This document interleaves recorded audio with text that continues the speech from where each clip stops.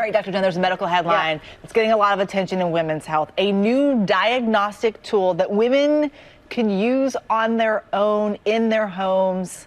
Walk us through. So it got FDA clearance.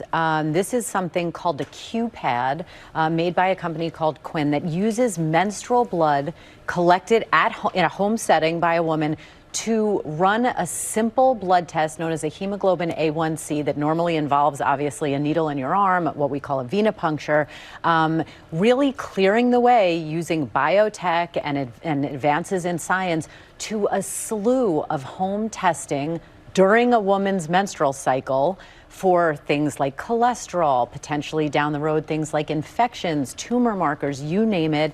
This device or this product will be available for about $39 very soon this year in 2024, over the counter. And I think the potential for having an impact on women's health worldwide with something like this is significant. It's a game changer. Well, I think if anytime you increase the field of home diagnostics, as long as there's reasonable accuracy and you know how to act on the result, that's something that's going to be able to help billions of women potentially around the world who can't get into a lab, get into a doctor or a clinic. So this really got my attention. I think it's just a sign of things to come. I learned so much on this blue sofa every Come day. to the blue sofa, The blue sofa. What's your prescription for wellness? Okay, well, staying in the field of women's health, just to remind people the recommendations for the average risk woman in terms of screening tests.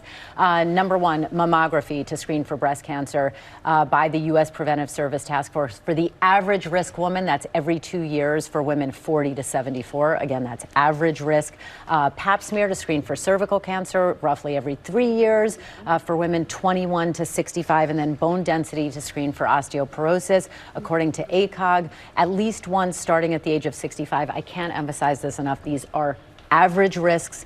They can be individualized, so talk to your healthcare provider. All right, Doc, thank you very much. And we would love to hear from you. So hit us up on Instagram with all of your medical questions for Dr. Jen at ABC GMA3. Well, hey there, GMA fans. Robin Roberts here. Thanks for checking out our YouTube channel. Lots of great stuff here. So go on, click the subscribe button right over here to get more of awesome videos and content from GMA every day, anytime. We thank you for watching, and we'll see you in the morning on GMA.